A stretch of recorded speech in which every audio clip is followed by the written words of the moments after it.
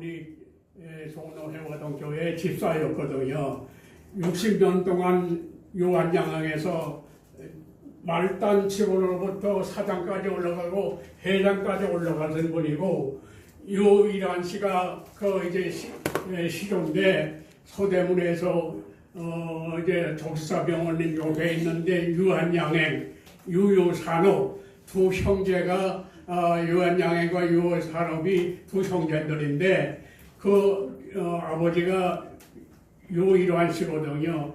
그 돌아갔을 때 대통령 돌아가신 국장보다도 더 많은 사람들이 모여서 서대문에서 장례식을 그때 했습니다. 왜? 그분들이 우리 교회 집사였기 때문에 그렇게 제가 그때 참석했었어요.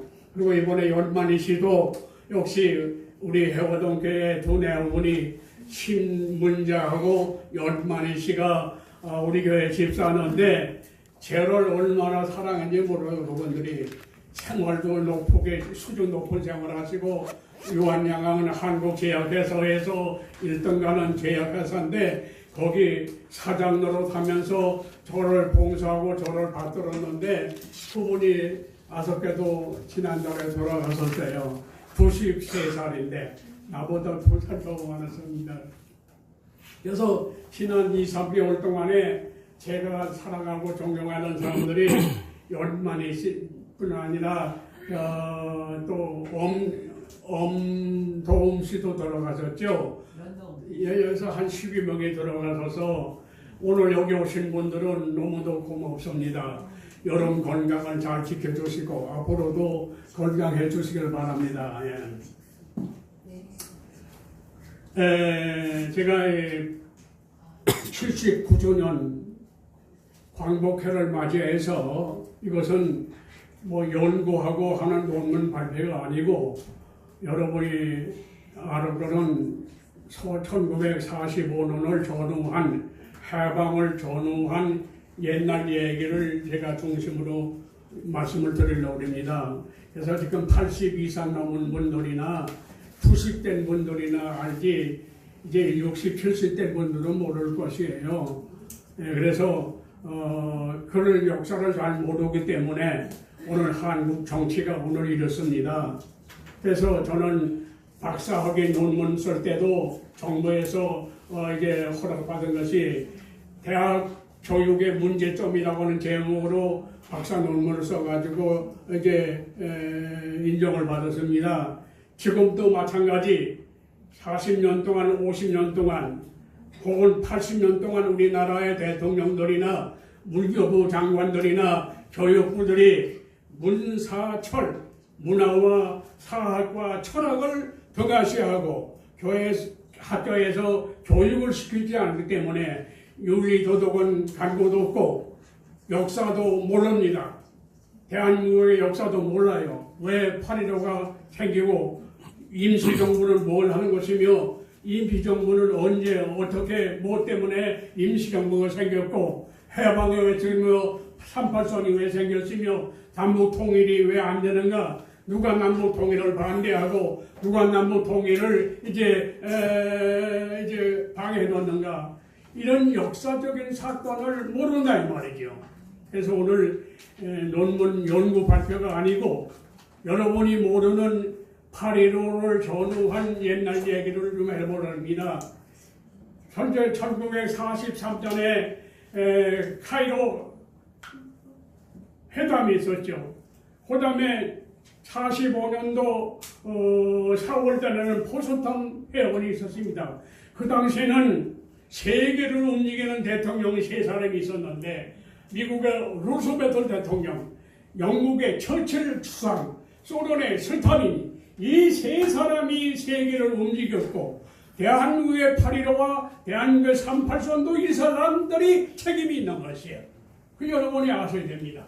미국, 소련, 영국, 스탈린과 처칠경과 루스벨트 대통령이 책임이 있습니다. 여러분이 이걸 모를 거예요. 그래서 오늘 그러한 얘기를 잠깐 여러분에게 역사적인 얘기를 하려고 합니다.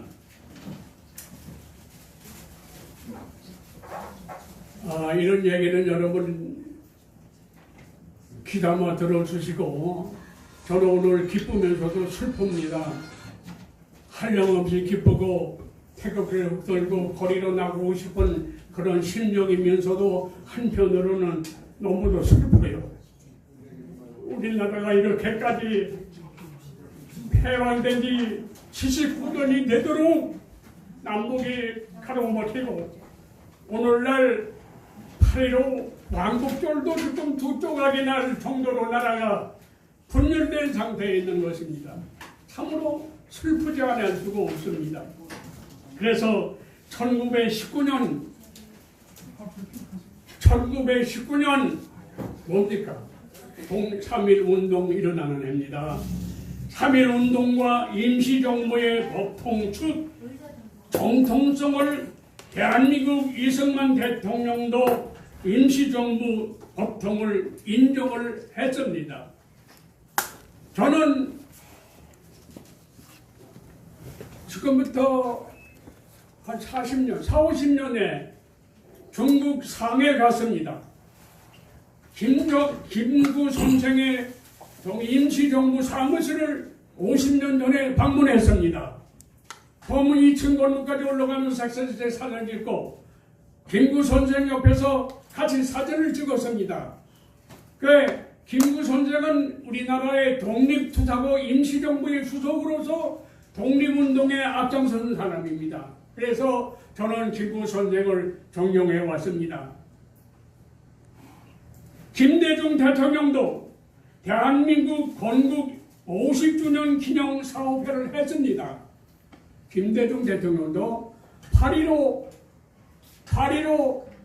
이후에 48년 8월 15일 대한민국 건국을 기념하면서 8.15 건축 사업회를 김대중 대통령도 했어요. 노무현 대통령도 2003년, 2007년 덮어서 광복절 경축사에서 1948년에 대한민국 민주공화국을 세웠다고 경축사를 한 것이 노무현 역사에 기록이 있습니다. 야, 그렇다면은 왜 이런 일 제가 하느냐? 당시 야당의 대통령들이고 또 경북 세력의 한 사람들이라고 할 수 있는 사람들이 있지만은 대한민국의 건국을 인정하고 김대중이나 노무현 대통령이 경축사를 했다는 얘기를 여러분에게 말씀드리고, 문재인 대통령이 임명한 김원봉 광복회장은 대한민국의 애국가와 태극기를 부정해버렸습니다. 문재인 대통령이 임명한 광복회장, 요 전에 광복회 회장 김원봉, 그는 대한민국의 태극기와 애국가를 부정한 사람입니다. 그런 사람을 광복회 회장으로 임명한 사람이 문재인 대통령이고, 또 그런 사람이 빨갱인데 대한민국의 광복회 회장 노릇을 했던 것입니다. 그리고 그 후임으로 지금 이종찬 회장이 광복회 회장인데, 그는 어제 그저께 보니까 이번 광복회 기념 경축사에 참석하지 않겠다고 말했습니다. 대단히 슬프고 대단히 참으로 부끄럽습니다. 왜 이렇게 갈라지는가? 여러분이 역사적으로 그걸 알아야 됩니다. 1948년, 연료 잘 들으세요. 1948년이면 해방된 지 3년 후입니다. 4월에 김구 선생님은 평양으로 갔습니다. 평양에 가서 남북 합작 명분으로 평양에 가서 김일성과 마주 앉아서 남북 합작 문제를 논의했습니다.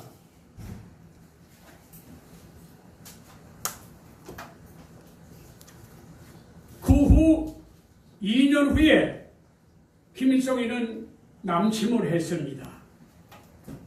김구 선생이 48년 4월에 평양에 갔을 적에는 이미 걔들은 인민공화국이라는 건국을 했어요. 먼저 건국을 했습니다. 인민공화국을. 그리고 인공지를 만들었습니다. 태극기를 없애버리고 걔들 나름대로 지금 인공지를 만들어 놓았는데, 김구 선생이 48년도 4월에 평양에 갔을 적에는 인공지를 감춰놓고 태극기를 앞에 세워놓고 이 김구 선생을 속였습니다. 그러고 나서 바로 김구 선생이 남해에 와가지고 계속해서 남북 합작 운동을 하고 평양을 왔다 갔다 했지만은 결국은 김일성에게 속아서 김구 선생의 남북 합작 운동은 실패로 돌아갔습니다. 저는 지금부터 한 30년 전에 지금부터 김일성이가 태극기를 뒤에 놓고 배경으로 한 북한 김일성 기념 우표 그걸 내가 하나 구입을 했습니다. 누가 갖다 줬느냐? 30년 전에 지금부터 전라북도 전주에 있는데 전주에 가면 김일성이의 선조 선산이 있답니다. 그래서 김일성이의 선조들의 그 선조를 지키는 사람이 전주의 사람인데 그때도 미국 평양을 왔다 갔다 했어요. 그래서 우편 태극기를 배경으로 한 김일성이 우표를 하나 나한테 주었어요. 그 기념으로 갖다 놓는 너무 귀중해서 잘 보관했는데 30년 동안 내가 돌아다니고 이사도 하다 보니까 그걸 잃어버렸어요. 지금 가지고 있으면 그것이 몇 억 갈 거야 아마. 비쌀 겁니다. 그 우표가. 근데 그 당시에 그 후부터 북한은 인공기를 사용했죠. 태극기 없애버리고. 그래서 우리는 그런 평양에서 있었던 사건. 이때 북한 김일성이는 이미 북조선 인민공화국을 채운 상태고 인공기를 채 만들어 놓고 김구 선생의 평양에 실 때를 애국가를 태극기를 보여주면서 남북 합작운동을 의논하는 방법으로 김구 선생을 속여왔습니다. 그 후 2년 후에 1950년 6월 25일 6.25를 저질렀습니다. 김일성이가 앞장서고 스탈린이 지지해서 명령해가지고 소련 탱크를 앞세워가지고 38선을 넘어갔는데 6월 25일 새벽 4시 반에 시작한 것이 3일 만에 서울 중앙청까지 와서 태극기를 내리고 인공기를 중앙청 앞에다 세워놨었습니다. 이건 여기 사건입니다. 그래서 오늘 8.15 제79년 대한민국 건국 76주년을 축하하면서 1945년 광복을 원후한 이야기를 지금부터 해보겠습니다. 2차 대전이요. 1941년 12월 24일 일요일입니다. 일본이 미국 하와이 진주만을 폭격함으로써 제3계 2차 대전이 시작됐습니다. 41년도 12월 24일 일요일인데 그날 새벽에 일본의 토라라고 하는 전투 편대가 미국 하와이까지 가서 진주만을 폭격했습니다. 그래서 그 이튿날 미국은 일본에 대해서 선전포고를 했습니다. 그것이 세계 제2차 대전의 시작이다. 여러분이 지금도 하와이 진주만에 가보면은 그 당시에 일본 동토도에서 미국 함대들이 바다에 침몰된 것이 그대로 보입니다. 관광객들이 가면은 아무나 못 가요. 특별히 돈 많이 줘야 가는데 바다 그 배 밑에를 유리로 깔아놔서 배탕 밑에로 보면은 바다 밑에 일본 사람들의 폭격에 의해서 미국 함대가 침몰된 배들이 지금까지 있습니다. 79년이 됐습니다. 지금까지 있다 이 말이에요.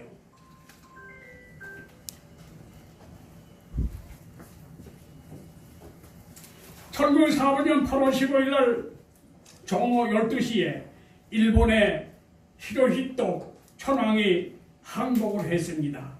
오늘 이제 다음 시간에 일본 사람들이 여기 나와서 합창을 할 겁니다. 다음 시간에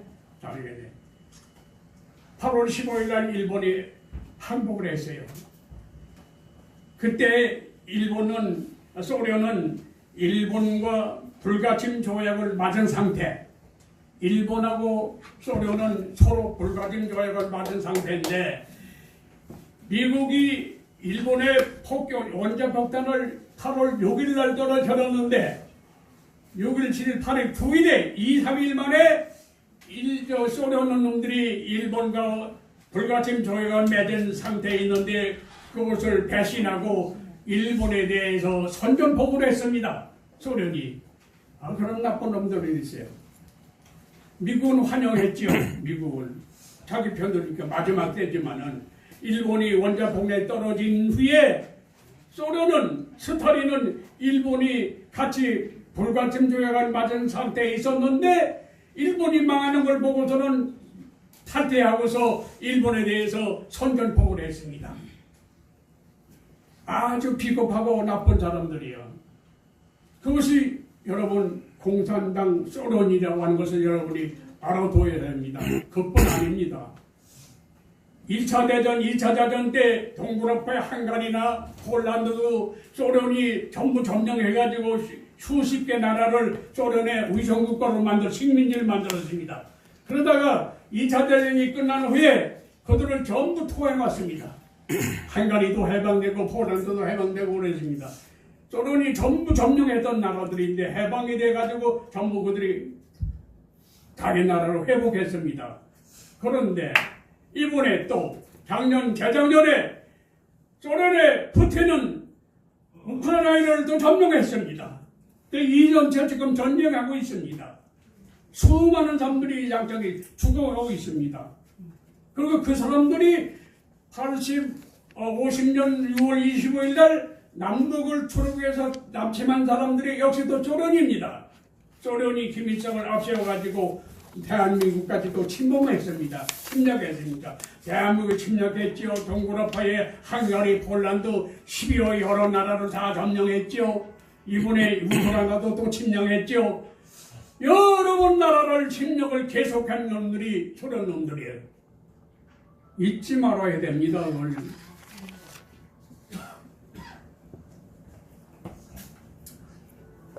그러면 누가 한반도를 분열시켰느냐? 누가 통일을 반대하느냐? 누가 통일을 방해하느냐? 물론 소련 스탈린과 북한의 김일성이 주범입니다. 전범자들입니다. 지금까지도 그들이 대한민국의 통일을 반대하고 있는 것입니다.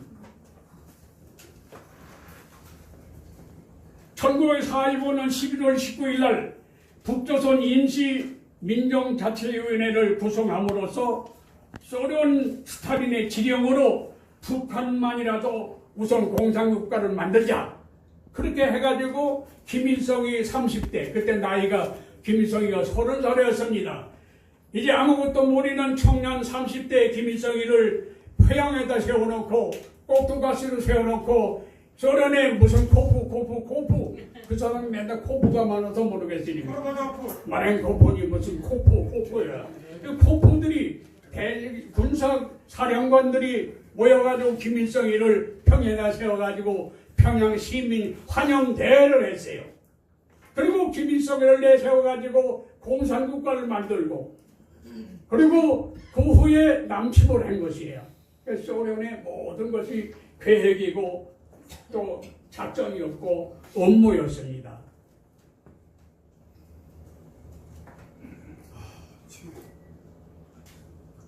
그래서 8월 15일 일본이 패망하고 미국과 소련은 한국에 있는 일본 군인들의 무장 해제 명목으로 38도선을 그어놓고 8월 18일에는 미국보다도 한 달 먼저 소련군이 북한에 진두합니다. 그리고 미국은 한 달 후에 9월 9일 날 부산항에 도착했습니다. 그러니까 한국에 들어온 애국군도 소련군이 먼저 북한에 한 달 먼저 들어가고 해방 후에 미군이 9월 9일 날 부산항에 들어갔습니다. 먼저 들어갔어요. 그래서 이때 1945년 12월 한반도를 신탁 통치하겠다고 소련 스탈린과 미국 루스벨트 대통령과 영국의 처칠 성이 이 세 놈이 대한민국이 36년 동안에 식민지 생활하다가 해방됐는데 그것도 부족해가지고 또 5년 동안을 미국, 영국, 소련 세 나라 놈들이 대한민국을 위임 통치하겠다고 결의한 것입니다. 말이 됩니까? 대한민국을 너무도 무시하고 대한민국을 너무도 깔보는 이 천지국들의 수상들이었습니다.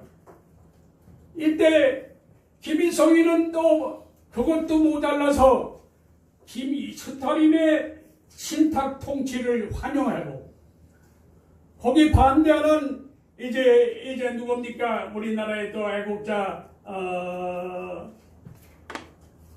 조만식 장로, 조만식 선생이 신탁 반대 운동하다가 숙청되고 감옥으로 갔습니다. 김일성이가 잡아서 신탁 반대한다고 해가지고 감옥에 집어넣고 그리고 신탁 반대하는 사람들을 모두 다가 잡아놓습니다.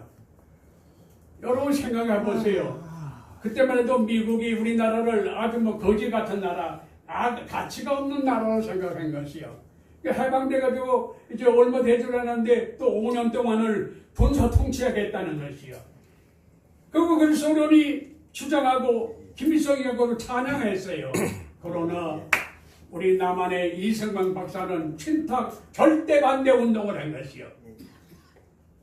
그래서 대한민국에는 친탁 반대 운동 전국적으로 국가적으로 움직였는데 그때 나도 앞장서서 친탁 반대 운동에 앞장서서 태극기를 흔들고 거리로 나간 기억이 납니다.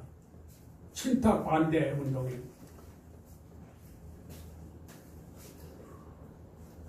참으로 놀랍고도 옛날 생각하면은 가슴이 아프고 눈물이 납니다. 1945년 8월 15일 해방이 돼서 일주일 만에 1945년 8월 20일에 소련의 비밀 지령으로 한반도를 분산시켜 놓고 북한을 우선 공산국가로 만들려고 하는 업무가 시작돼가지고 그때부터 38선이 경계선이 북경선으로 변해가지고 북한에서 남쪽에서 북한으로 가지 못하도록 중단해놓고 무편물과 모든 통신 문제도 다 단절시켜 놓은 것이 김일성이었습니다. 그때부터 38선은 경계선이 아니라 북경선이 돼가지고 서로 오고 가지 못하고 그러한 상태에서 지금까지 지구상에서 분단국가로 유일하게 아직도 남북이 갈라져서 있습니다.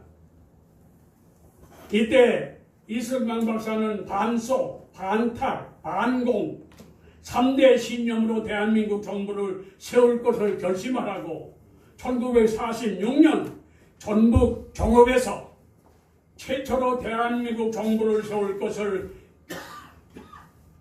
결심하고 서울에 올라와서 이승만 박사와 백범 김구 선생이 손을 맞잡고 대한민국 독립 속정 국민회를 결성하고 의장의 이승만, 부의장의 김구 선생을 선출했습니다. 그 후에 미소 공동위원회에서 남북 임시정부 수립을 논의했습니다.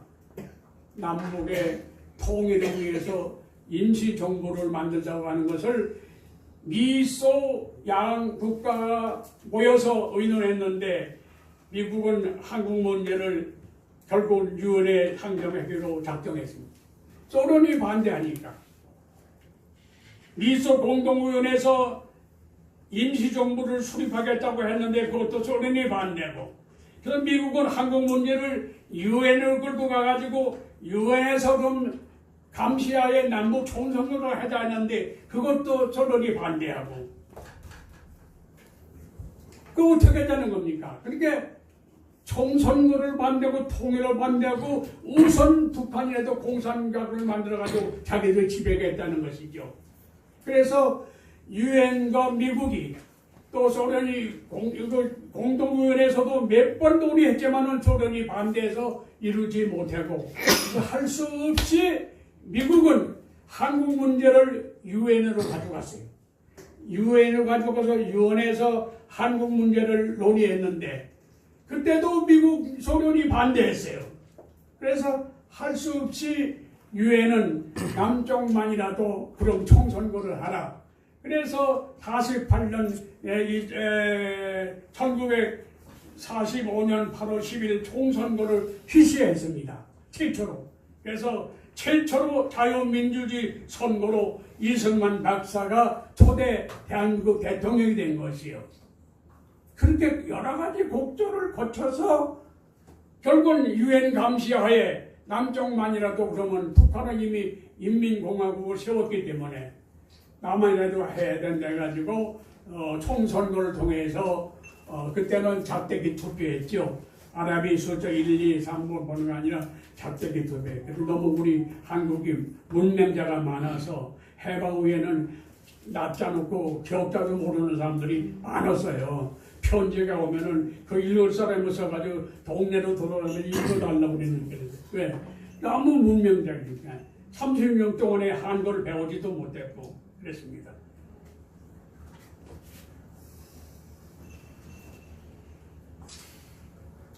(1943년) 해방 전입니다. 4년에 일본이 4년 만에 전쟁으로 전쟁 비용이 많이 들다 보니까 전쟁이 망하게 돼 있고 망하게 돼서 4년 동안 전쟁하다 보니까 사람들이 많이 죽었고 대한민국 청년들 잡아다 죽였고 여러분 지금 하와이나 괌이나 사이판에 가보면은 태평양 경영 때 일본 사람들이 한국 청년들을 갖다가 전부 일선 최전방에 세워가지고 다 죽였습니다. 그 무덤이 다 있어요. 지금 가보면 이름까지 다 있습니다. 거기 가보면 그 망하에서 4년 동안 전쟁하면서 사람들 많이 죽었지요. 경제는 파탄났지요. 그래서 한국 사람 그때 우리 집에 보면 일본 사람들이 전부 뺏어갔어요. 쇠붙이는. 나는 안성 사람이에요. 안성은 유기공장이 최초로 유명한 곳이에요. 안성 맛집. 유기공장, 숟가락, 젓가락, 담뱃대, 고등학교 밴드부, 악기 전부 안성에서 만드는 건데 그 모든 쇠붙이는 가정에 가보면 우리 한국 집이 가정마다 숟가락이 없었어요. 나무 숟가락. 전부 일본 사람들이 뺏어갔거든요. 다 걷어갔어요. 녹구를 다 가져갔어요. 숟가락까지 다 가져갔어요. 신호도 못 입고 여기 신호 입으면 신호도 못 입게 했어요. 신호를 입고 나가면 일본 놈이 와서 좀 물감치를 쓰게 했어요. 왜? 우리 대한민국은 백의 민족이다. 그리고 이승만 박사가 워싱턴에서 대한민국 사람들은 백의 민족이라 신옷을 많이 입는다. 폭격할 때에 신옷을 입은 사람들에게는 폭격을 하지 말아라. 그렇게 지시를 했어요. 그 정보가 일본 사람들에게 들어갔어요. 그랬더니 일본 사람들이 한국 사람이 신옷 입고 나가면 좀 검은 목치를 했습니다. 길거리에서 목을 가지고 모래 못해. 나도 신옷을 입고 나갈 때 내 덩어리 전부 목치를 했어요. 백의 민족이 신옷을 좋아해서가 아니라 그 당시만 해도 우리는 염색 문화가 없어서 그저 모두 이불도 검은 천 아니면 흰 거, 여자들 치마저고리도 검은 거 아니면 흰 거, 전부 흰 거지 다른 색이 없었어요. 염색 문화가 없었어요. 옛날에 사대교회 가보면 아시아 이국교회 가운데 사대교회가 있는데 거기는 염색 문화가 발달해가지고 음란하고 염색 문화가 가장 발달한 나라예요. 우리나라 염색 문화가 발달이 못해가지고 자연적으로 백의 민족이 된 거야. 흰옷을 좋아하고 흰옷을 입었어요.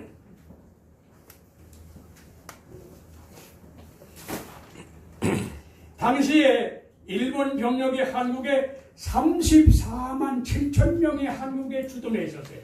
해방 직전에 한국에 있는 일본 군인들이 얼마냐? 34만 7천 명. 그 중에 남쪽에 있는 일본 군명이 25만 명으로 이렇게 계산되어 있습니다.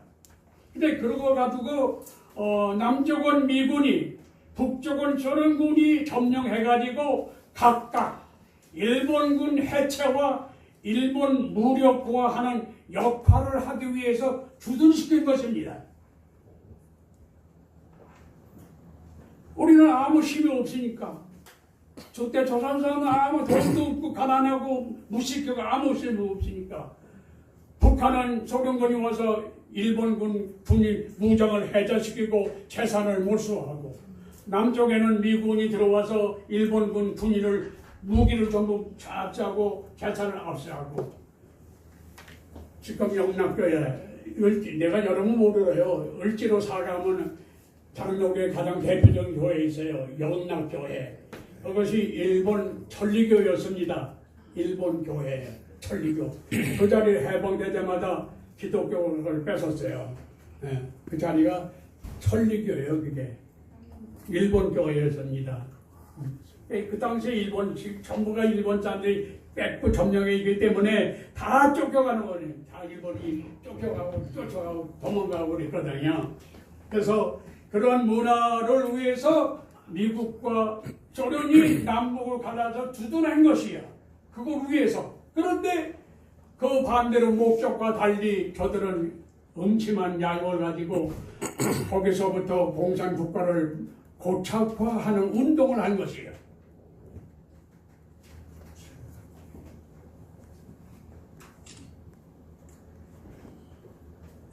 이스라엘의 8.15와 한국의 8.15 여러분 잘 모를 것이요. 이스라엘과 한국은 작은 나라에 둘다가 이스라엘은 우리나라 강원도 면적밖에 안 됩니다. 전체가. 인구는 우리 서울 인구만도 못해요. 서울 인구만도 못해. 제일 작은 나라지. 성경의 예언은 큰 나라가 작은 나라를 섬긴다고 그랬어요. 큰 나라들이 작은 나라를 섬긴다.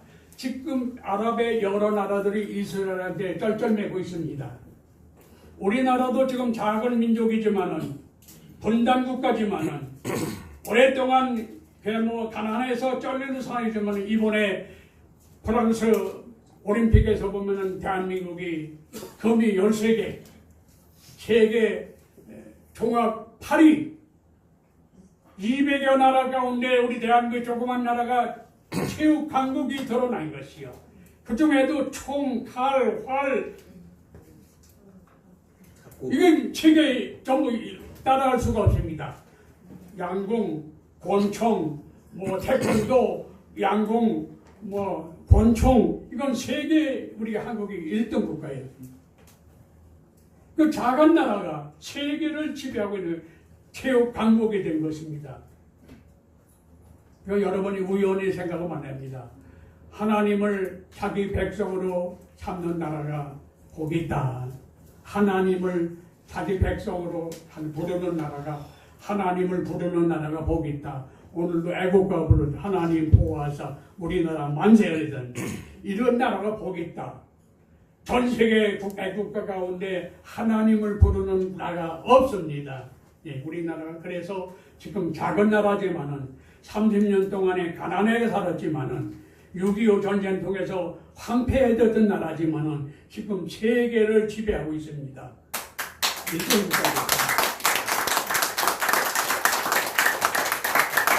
무슨 못합니다. 하나님의 섭리 역사에 대해서 내게 나오게 되면 하나님의 섭리적인 역사가 있는 것이에요. 마지막 시대, 새로운 시대, 새 복음, 새 역사, 새 믿음, 이런 운동이 이제 일어나는 건데 이것이 우연이 아니라 하나님의 역사적, 섭리적 역사의 계획이다. 그렇게 보는 것입니다. 그럼 이스라엘의 8.15와 한국의 8.15, 이스라엘의 해방과 한국의 해방 비슷해요. 이스라엘은 2000년 동안 나라 없이 세계에 흩어져서 고생 그야말로 고생해서 2000년 만에 1945년 8월 15일 해방이 되자마자 그들은 독립국가를 우리보다 3개월 먼저 독립을 했어요. 1948년 5월달, 우리는 1948년 8월달 대한민국 건국을 했고 저들은 4월 5월달에 건국을 했습니다. 우리가 3개월 차에 해방이 되자마자 이스라엘은 2000년 만에, 우리는 36년 만에 새로운 나라를 건국했는데 이스라엘과 비슷해요. 그리고 38절이 갈라진 8월 15일 날 이스라엘은 1900년 아니라 몇천 년 전에 이미 8월 15일 날 남북이 갈라졌어요. 이스라엘이. 그래서 북쪽에는 10지파, 남쪽에는 2지파로 갈라졌어. 그래가지고 10지파가 북쪽으로 갈라져가지고 32도선, 우리는 38도선 안에요. 걔들은 32도선을 보놓고 남북으로 이스라엘을 갈라놨어. 그리고 북쪽에 10지파가, 남쪽에 2지파.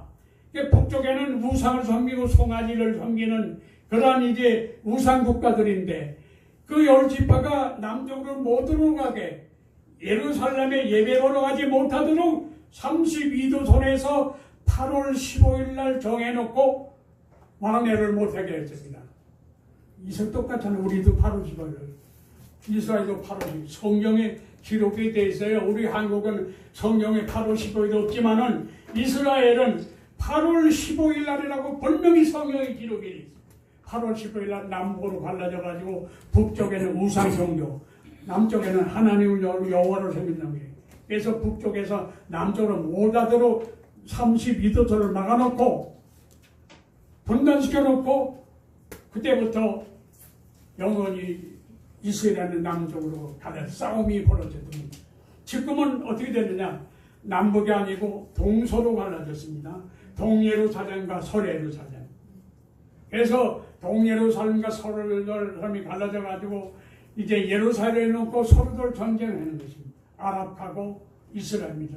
유대인하고 아랍 족속하고 지금 그런 상태. 그래서 지금 이스라엘하고 하마스 전쟁이 바로 그런 겁니다.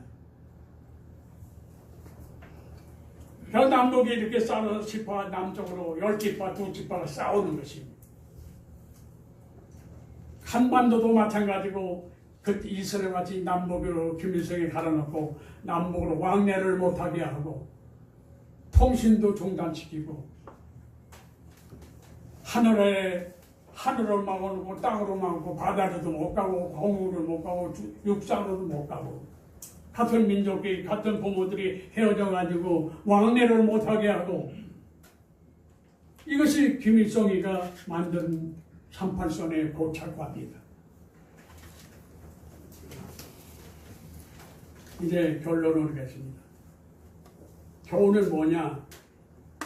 개인이나 사회나 가정이나 국가, 세계 역사는 하나님의 지배하고 간섭하고 모든 만사를 하나님의 역사성, 하나님의 섭리적 사건으로 보는 겁니다. 우연이 아니에요. 여러분이 우연이 운명적이거나 숙명적이 아니고 하나님의 우주를 경영하는 섭리 역사 속에 들어가 있는 거예요. 여러분의 생활도. 여러분이 무시하면 안 됩니다. 다시 말해서 역사는 우발적으로 일어난 것이 아니에요. 반드시 원인이 있어. 역사가 일어나는 사건이 일어날 때마다. 유물사관에서 말하는 것처럼 인과 법칙은 역사적인 사건으로 보는 겁니다. 사람과 사람 사이에 일어나는 모든 관계도 치맛법만 이렇게 거쳐도 인연이 있다는 거 아닙니까? 그러면 사람과 사람, 너와 나 사이의 모든 관계도 우연이 아니야. 우연이 아니야. 하나님과 무관한 것은 하나도 없다. 마태복음 10장 29절을 보면은 공중에 나르는 새도 하나님이 허락하지 않으면 안 떨어진다 이게. 이건 뭐냐? 우리 인간 개인 관계에 있어서도 하나님이 간섭한다. 하나님 개입한다. 하나님이 역사하신다. 이것을 보여주는 것입니다. 모든 인생들의 영웅, 호골, 미인, 역사들, 독재자들 교만한 뽐내지 말아라. 너의 생명, 너의 운명이 하나님의 손 안에 in his hand, in his hand, 하나님의 손 안에 있다 이 거예요. 뽐내지 말아라. 대통령 권세 권력 오래 안 가. 그 사람들이 앞을 볼 줄을 몰라. 너무 근시안적이요. 멀리 보여. 적어도 4년은 바라봐야 돼. 4년은 바라봐야 되는데 이 대통령들이 4년도 못 봐. 4년 후에는 대통령자가 내려와야 그걸 생각해야 되는데 그 내려올 생각도 안 하고 영원토록 자기가 대통령을 해먹을 줄 알고 교만하고 뽐내고 있어요. 그러나 그 운명은 하나님의 손에 있어요. And his hand. 우리의 운명, 우리의 숙명이 하나님의 손 안에 있다. 여러분 생명 뽐내지 마라. 계획이 없어. 하나님의 손 안에 있어. 난 그걸 믿기 때문에 하나님 앞에만 나가는 겁니다. 이스라엘 민족은 놀라운 특수민족입니다. 그래서 선민이라고 그럽니다. 이스라엘 민족이. 나는 유태인이다 이렇게 자랑합니다. 유태인들은. 그리고 세계에서 머리가 제일 IQ가 제일 높은 민족이 이스라엘 민족이에요. 그 다음에 우리 한국 사람입니다. 이스라엘은 인구가 이제 1000명도 안 되지만은 노벨 수상자들이 15명이 나와 있어요. 네? 노벨 수상자. 그렇게 머리가 좋아요. 왜 머리가 좋냐? 그들은 유치원 시대부터 가정 교육을 전부 바이블, 성경 가지고 교육을 시킵니다. 성경. 그래서 오늘날 유명한 정치인, 경제인, 세계적인 학자, 세계적인 정치인들은 전부 성경을 보는 사람들입니다. 성경을 멀리하고 무식한 사람들은 세계적인 정치인이 될 수가 없어요.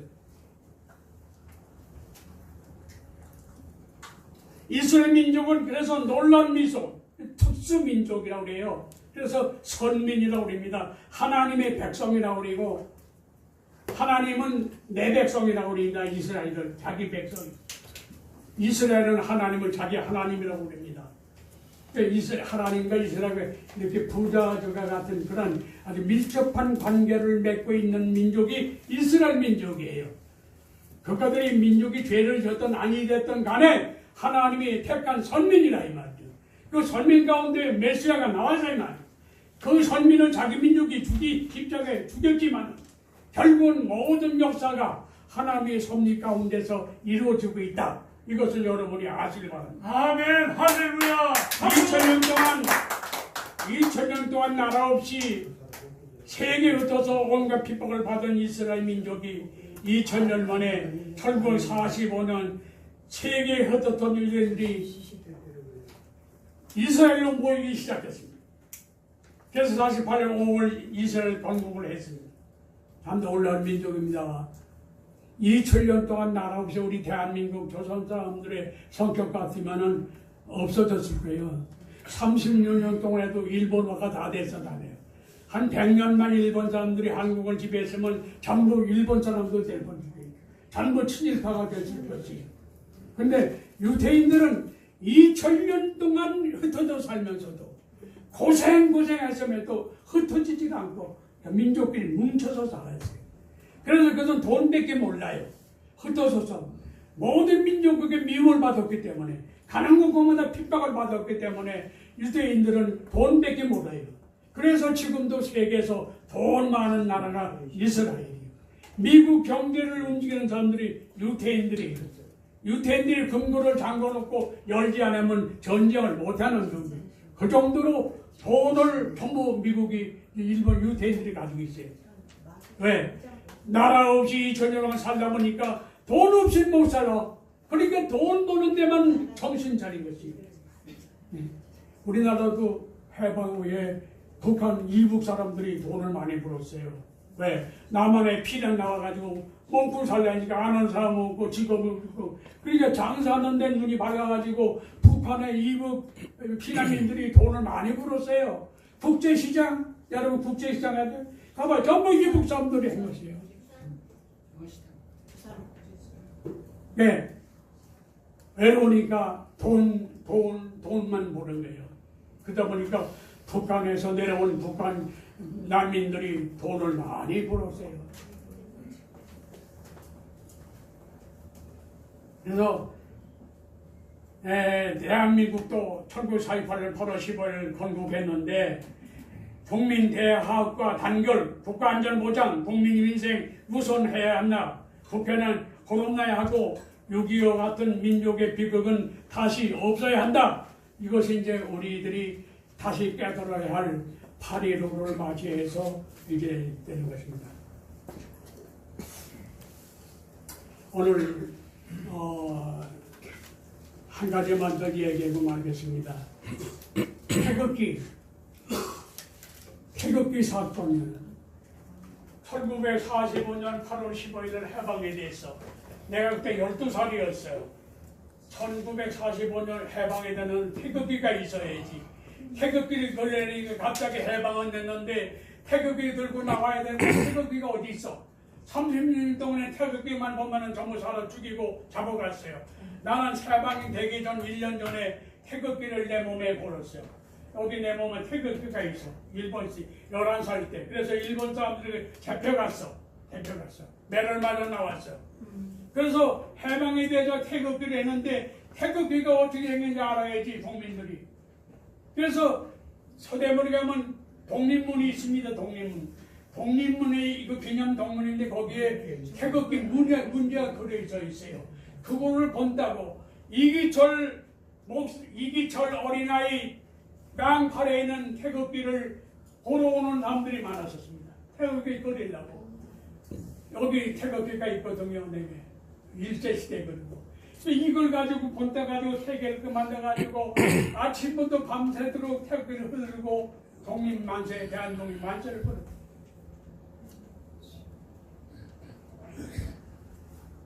이게 애국자 아닙니까?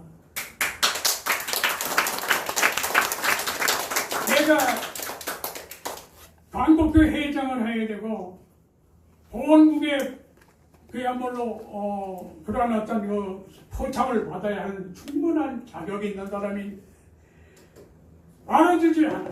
한 사람도 나를 애국자로 보지 않고 나를 육과 공자로 보지도 않아. 일제시대 잡혀갔지요. 6.25 때 잡혀갔지요. 또 박정희 때 태극기 했다고 해가지고 조선이 했다고 또 잡혀갔지요. 여러 번, 4번, 5번이나 내가 경찰서 잡혀갔어요. 그리고 대통령 되서는 대통령에 전부 바른 소리를 냈어요. 이승만 대통령 때도 바른 소리 해가지고 경찰서 잡혀갔어요. 그때는 대한민국 자유당 때 대한민국 법이 있으나마나 대한민국 선거 하나마나 대한민국 농사지나마나 그 세 가지를 남대문에서 젊은 청년이 내가 태극기 흐르면서 노망 강연을 했어요. 그랬더니 자유당 때 이승만 정권 때 나를 잡아갔어요. 나는 정치, 여당, 야당 가지 않고 어떤 대통령이든지 정부든지 잘못하고 부정을 행할 때는 여지없이 나는 가서 바른 말하고 지적을 하고 나 혼자 박정희 때는 나 혼자 광주 경남도 청량로에 현수막을 들고 나 혼자 1인 대모를 했습니다. 군사정권 물러가라 유신헌법 반대 나 혼자서 누가 시킨 거 아닙니다. 김대중 때 노무현 때 다 내 반대. 노무현이가 4개월 앞에 놓고 임기 4개월 앞에 놓고 김종일만 내려간다길래 내가 못 가게 했었습니다. 야, 당신 임기가 4년밖에 안 남았는데 가서 뭘 하겠다는 거냐 말이야. 가도 다음 대통령이 가야지. 내보내면 그만둘 사람인데 결국 그리고 가가지고 뭐 했습니까? 만장국에 가가지고 김일성 찬양 방문록에 써버리고 이적 해결한 것밖에 안 된단 말이야. 문재인 대통령도 마찬가지. 김정은이 만나서 얼마나 말했습니까? 임종석이 또 뭐예요? 사촌 동생 어장 누구지? 임수경.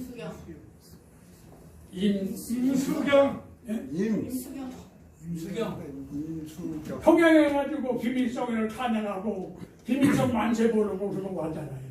그런 사람들 3개월 동안 평양에 다니면서 영웅 대접 받고 인수경.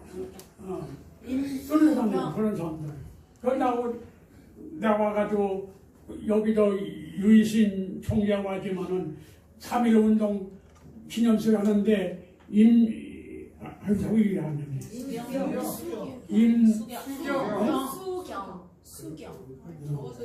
그 여자이지 병에 갔다 온 사람이에요. 이분이 3.1 운동 문 앞에서 강의를 하는 거예요. 우리는 정부 종로구청에서 허락만 타가지고 3.1 운동을 하는데 3.1 문 앞에서 길 옆에다 놓고 임수경이가 여보 연루되게 쫓아가가지고 당신 뭐하는 거야? 임수경이 국회의원인데요. 다 쫓아보냈어요. 내가 다 허가 맡았어. 여기 집회 허가 맡았냐고 내가 그랬어요. 우리는 집회 허가를 구청장한테 집회 허가를 맡아가지고 파고다 공원에서 하는데 당신 길거리에서 뭐하는 짓이냐 해가지고 임수경이를 쫓아보냈어요. 국회의원. 네, 우리는 여야가 없습니다.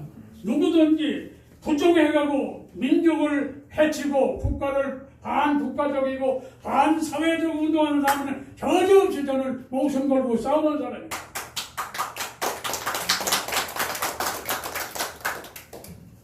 아이고 할 일이 너무 많아서 오늘 시간이 많이 가니까 다음 시간이 있기 때문에 그만하겠습니다. 자관 오늘 기쁘고 즐거운 날이면서도 한편으로 슬픕니다. 우리 대한민국이 어떤지 단결해가지고 국론이 분절되지 않고 다시는 6.25 같은 전쟁이 이 땅에서 벌어지지 않도록 우리나라가 지금 전 세계의 1등 국가가 됩니다. 지금 일본을 넘어섰어요. 일본보다 못 살았는데 일본보다 이제 GNP가 높아졌어요. 지금 여러분 그걸 아셔야 됩니다. 20년 전에는 이미 우리나라 거제도에서는 GNP가 4만 불이었어. 4만 불. 내가 그때 거제도 자주 갔었는데 그때 봐서 거제도는 4만 불, 달러 4만 불이에요. 국민 소득이. 제일 우리나라에서 제일 잘 사는 도시가 거제도였습니다. 왜? 삼성, 현대, 대우 전부가 대우 건설에 거제도에 있기 때문에 그 거제 시민들이 아주 잘 살았어요. 근데 이번에는 전 국민이 지금 4만 불 들어가야 돼요. 그래서 지금 대한민국은 세계 어떤가는 1등 국민으로서 손색이 없고 이번에 8.15 운동 때도 원빈도 많은 성적을 올리고 여러분 하나님께 감사하길 바랍니다. 여기까지 하겠습니다.